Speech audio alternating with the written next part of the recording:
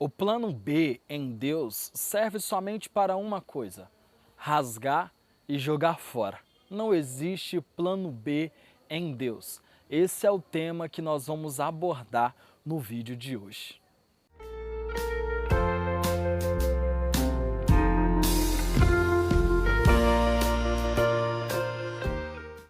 A palavra de Deus em Jeremias, capítulo de número 2, do verso 13, diz o seguinte: porque dois males cometeram o meu povo.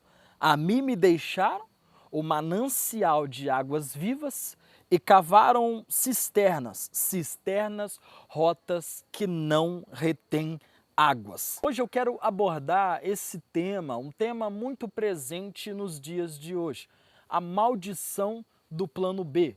Estou dando um nome metafórico para mostrar a importância, a relevância de permanecer no manancial, de permanecer no plano do Senhor. Por quê? Nós precisamos rasgar o plano B diante de Deus, porque o plano do Senhor, ele é bom, perfeito e agradável. Deus tem uma direção para a minha vida e para a sua vida.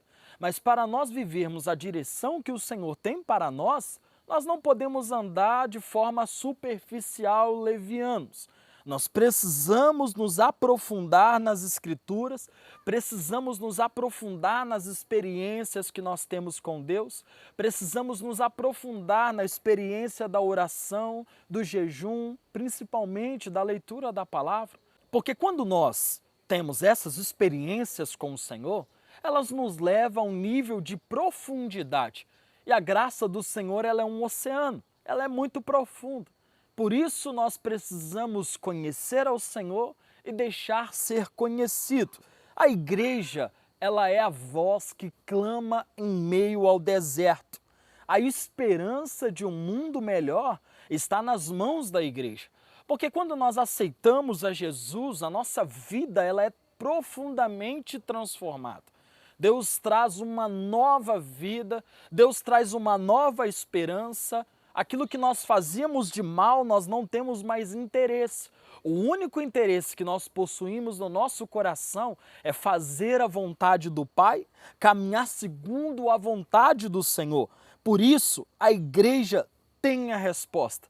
A igreja é a resposta, porque já não sou eu quem vivo, mas Cristo vive em mim. É o que a palavra de Deus ministra ao nosso coração. Mas nós não podemos ficar na superfície para termos uma vida relevante na presença do Senhor. Nós podemos procurar por referências, mas nós devemos lutar para sermos referências em nossa geração. Mas o que a palavra de Deus ministra ao nosso coração? Jeremias 2, mas do verso 1 até o verso de número 3, onde eu li esse versículo, Deus está trazendo uma palavra ao coração do povo. Primeiro, no versículo de número 2, Deus vai dizer assim: lembro de ti quando eras jovens, quando caminhava comigo no deserto, em uma terra em que não se semeia. Porque quando o povo estava caminhando no deserto, eles não tinham como plantar, eles não tinham como buscar água, mas eles dependiam do maná, dependiam da água que o Senhor iria trazer para saciar a sede deles. Ou seja, era uma total dependência em Deus. Não existia espaço para plano B. Então Deus começa a dizer isso a eles. E aí no versículo de número 5, ele vai dizer: o que eu fiz? O que eu fiz para vossos pais? O que eu fiz para vocês? Porque vocês me abandonaram.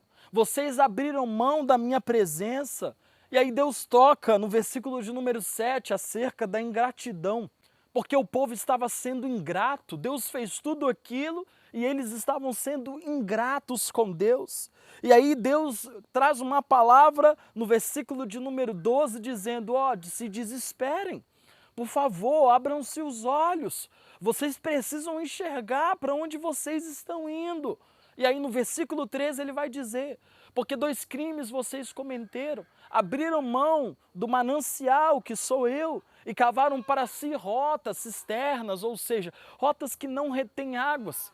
Ou seja, cavavam buracos e esperavam que as águas da chuva enchesse aquele buraco para ter água, sendo que o próprio Deus é um manancial. Mas o que Deus deseja ministrar ao nosso coração? Deus deseja ministrar ao nosso coração a seguinte palavra: nós não podemos abrir mão da presença do Senhor. Nós não podemos abrir mão do plano A para investir em um plano B. Quando Deus dá uma direção a Abraão, ele diz: eu vou fazer de ti e de tua esposa uma grande nação. Você terá um filho, o nome será Isaque. Mas vendo a dificuldade em engravidar, porque a idade já era avançada, o que eles fazem? A própria esposa diz a Abraão: toma a minha serva, Agar, tem um filho com ela, nasce Ismael. Deus diz: amém, eu vou abençoar Ismael, mas eu não quero Ismael. Tudo bom, moçona? Essa cachorra é muito bonita, né? Mas eu não quero que Ismael seja a promessa. Por quê? Porque Deus não queria um plano B. Deus tem um plano A. E o plano de Deus é perfeito. O plano de Deus não pode ser quebrado.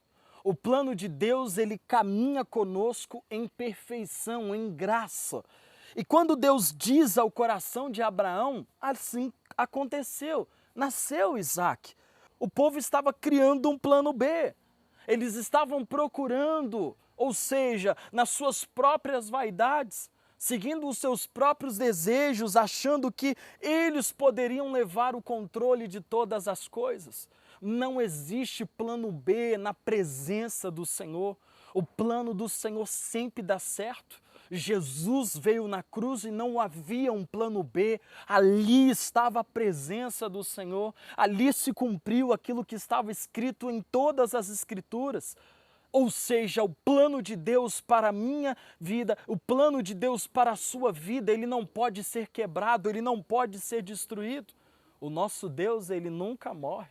O nosso Deus nunca é vencido, como diz a canção. Por isso nós precisamos entender que precisamos caminhar na confiança, na força do Senhor. A direção que Deus tem ministrado ao nosso coração é nessa direção que nós devemos andar.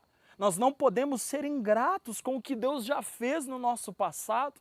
E nós devemos confiar com o que Ele há de fazer em nosso futuro. Glória a Deus. Por isso não existe plano B no Senhor. O plano é a vontade de Deus. O plano é o que o Senhor deseja fazer. Eu não vou olhar para as minhas próprias vaidades, para as minhas próprias emoções, para a minha vontade da carne, não. Eu tenho que olhar para aquilo que o Senhor tem para a minha vida, para aquilo que o Senhor deseja fazer em minha geração, para aquilo que o Senhor deseja fazer em sua família. É nesta palavra que nós devemos caminhar.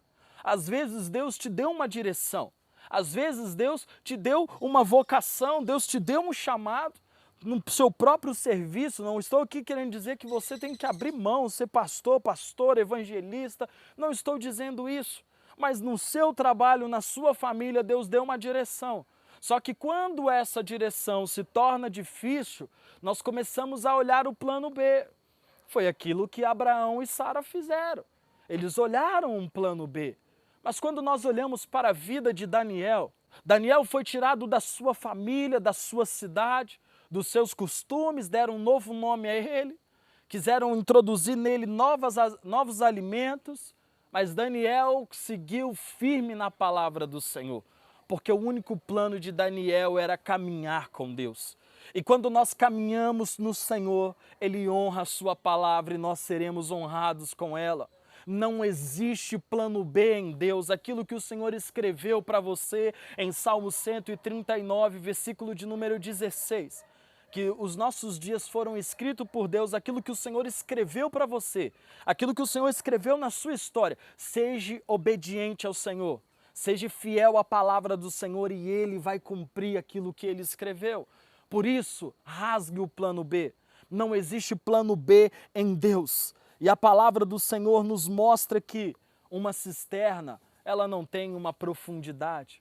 Uma cisterna, ela pode existir hoje, mas amanhã ela vai acabar.